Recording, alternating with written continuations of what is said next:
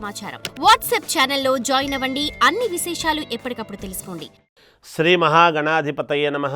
ఐం మహాసరస్వత్యే నమః. శ్రీ లలితాంబికాదేవియే నమః. ఇప్పుడు అమావాస్య ఆదివారము అనేటువంటిది రాబోతున్నది. అంటే కార్తీక మాసములో చివరి రోజు అమావాస్య. ఈ అమావాస్యకు ఒక ప్రాధాన్యత ఉన్నది. ఏమిటి అంటే చెప్తాను మీకు.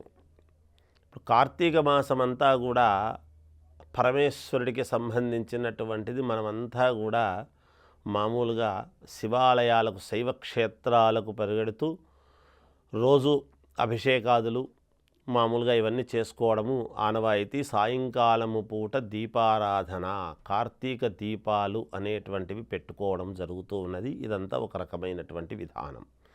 అయితే ఈ కార్తీక మాసము చివరి రోజు అమావాస్య అనేటప్పటికీ ఎందుకు ప్రాధాన్యత అంటున్నాను అంటే, శివస్య హృదయం విష్ణు, విష్ణోశ్చ హృదయం శివ అని కదా మనం చెప్తున్నాము.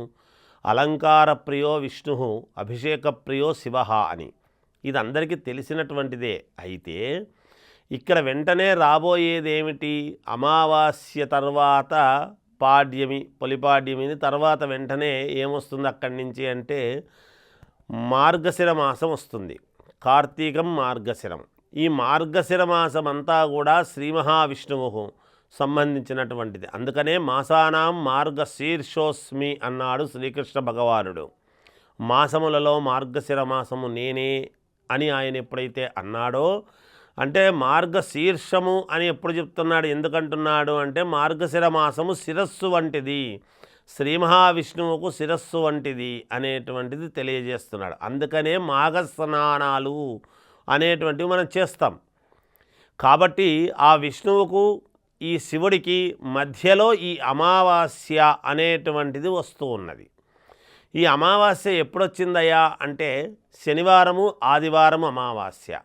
శనివారము అమావాస్య వస్తే ఏమిటి, ఆదివారం అమావాస్య వస్తే ఏమిటి అనేటువంటి దాని గురించి ఇప్పుడు మనం తెలుసుకుందాం. శనివారము అమావాస్య అంటే శనివారానికి అధిపతి ఎవరు? శనేశ్వరుడు. అంటే దేహపీడాకారకుడు అయినటువంటి శనికి సంబంధించినటువంటి ఇది ఉన్నప్పుడు ఈ అమావాస్య రోజు సాయంకాలము పూట ఎవరైతే దీపాలు పెట్టుకుంటారో దేహపీడకు సంబంధించినటువంటిదంతా కూడా పోతుంది అనేటువంటిది ఉన్నది. అలాగే ఆదివారము ఆరోగ్యం భాస్కరాది చేత్తని, ఆరోగ్యాన్ని ఇవ్వవలసినటువంటి వాడు ఎవరు? సూర్యుడు. ఆ సూర్యుడికి ఆధిపత్యము ఆదివారము. అందుకని ఆదివారము సాయంకాలము మళ్ళీ దీపారాధన చేసుకోవడం. దీపారాధన రెగ్యులర్గా చేస్తున్నాము కదా.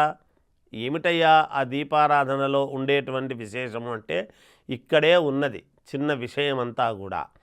అంటే మామూలుగా దీపారాధన చేస్తూ ఉంటాము.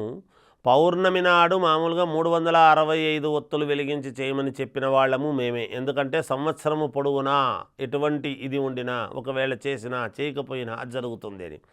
ఇప్పుడు ఈ అమావాస్య శనివారము కాస్త ఆదివారము కొంత ఉన్నది కాబట్టి ఈ శని ఆదివారాలు చేసేటువంటి విధానములో ఏమిటయ్యా ప్రత్యేకత అంటే, ఎవరి వయస్సు ఎంతైతే ఉంటుందో, ఉదాహరణకు 27 సంవత్సరాలు అలాంటి వాళ్ళు 27 ఒత్తులు, 41 సంవత్సరం ఉండేవాళ్ళు 41 ఒత్తులు, ఇలా ఎంత సంవత్సరం వయసు అయితే ఉందో అన్ని ఒత్తులు తీసుకొని ఆవు నెయ్యిలో తడిపి ఈ ఆదివారమైనా శనివారమైనా, శరీర బాధలు ఉండేటువంటి వాళ్లకు శనివారము, లేదు మనకు అన్ని రకాల యోగాలు కలగాలి, మేలు జరగాలి అనేటువంటి దానికి సూర్యభగవానుడి యొక్క అనుగ్రహము ఆదివారం రోజు.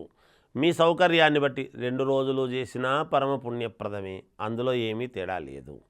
కాబట్టి ఆ శని ఆదివారాలు సాయంకాలము ఎవరెవరి వయస్సు అయితే ఎంతనో అన్ని ఒత్తులు తీసుకొని ఆవు నెయ్యిలో ఇచ్చేసి అక్కడ కనుక దీపారాధన చేశారు అంటే దేవాలయంలో ధ్వజస్తంభము దగ్గర కానీ ఎక్కడైనా ఎక్కువ శాతం అక్కడే చేస్తారు ధ్వజస్తంభం. ఎందుకంటే దేవాలయానికి ధ్వజస్తంభము చాలా ఆయువు పట్టు.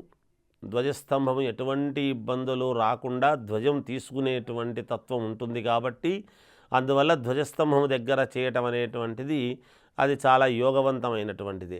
లేదా దేవాలయంలో తులసి ఇది గనక ఉంటే తులసి చెట్టు దగ్గర కానీ ఇది ఈ దీపారాధన చెయ్యటం అనేటువంటిది చేస్తే చాలా వరకు మీకు మేలు జరుగుతుంది అనేటువంటిది నేను తెలియజేసేటువంటి మాట.